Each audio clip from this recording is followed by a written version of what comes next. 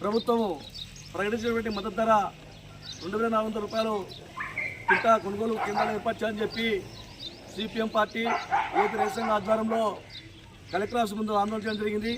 అదేవిధంగా ఆత్మకూరు, అదేవిధంగా నందికొట్కూరు, ఆళ్లగడ్డ ప్రాంతాల్లో రైతులంతా కూడా రోడ్డుపైకి వచ్చి కొనుగోలు కేంద్రాలు ఏర్పాటు చేయాలని చెప్పి ఆందోళన చేసినప్పటికీ కూడా ప్రభుత్వం నేటి కూడా ఇంతవరకు కూడా నిర్లక్ష్యంగా వ్యవహరిస్తుంది. కాబట్టి తక్షణమే అన్ని గ్రామీణ ప్రాంతాల్లో కొనుగోలు కేంద్రాలు ఏర్పాటు చేయాలని చెప్పి సిపిఎం పార్టీ రైతు సంఘం ఆధ్వర్యంలో రేపు సోమవారం 10వ తారీఖున స్థానిక కొట్టిసేవక దగ్గర ఇల్లే నిరాహార దీక్ష చేపట్టడం జరుగుతుంది.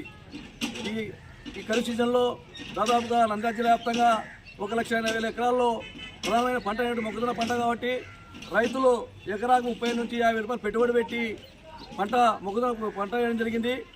ఆగస్టు నెల నుంచి నవంబర్ మొదటి వరకు భారీ వర్షాలు, అదేవిధంగా ముత్త తుఫాను వల్ల కూడా మొక్కజొన్న కాస్త దెబ్బతిని పంట కాస్త కూస్త వస్తుంది. కాబట్టి ఆ పంట కొనుగోలు కోస్తారు కాబట్టి పంట కొనుగోలు కోసి కళాలో పెట్టారు కాబట్టి వెంటనే మద్దతు ధర పెట్టి కొనుగోలు చేసినా బాగుండు. కాబట్టి ఇంతవరకు కూడా కొనుగోలు ఏర్పాటు చేయాలి. కాబట్టి చేసినప్పుడు తీర్చాలని చెప్పి రైతులు కింటా వచ్చేసి 1400, 18 రూపాయలకు కూడా దళారులకు, వ్యాపారస్తులకు అమ్ముతున్నారు.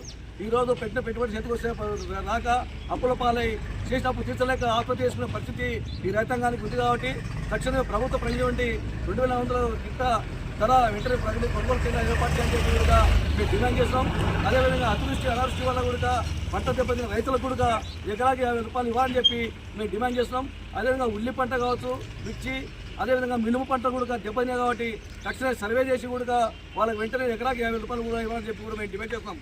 అదేవిధంగా వ్యవసాయాధికారులు ఇప్పుడే తనిఖీలు చేస్తున్నారు, సర్వేలు కూడా చేస్తున్నారు, తుతు మంత్రంగా సర్వే చేస్తున్నారు. కాబట్టి తక్షణం ఒక జీవో అమలు చేసి వాళ్ళ రైతులకు నష్టపరిహారం వెంటనే ఇవ్వాలని చెప్పి కూడా మేము డిమాండ్ చేస్తున్నాం.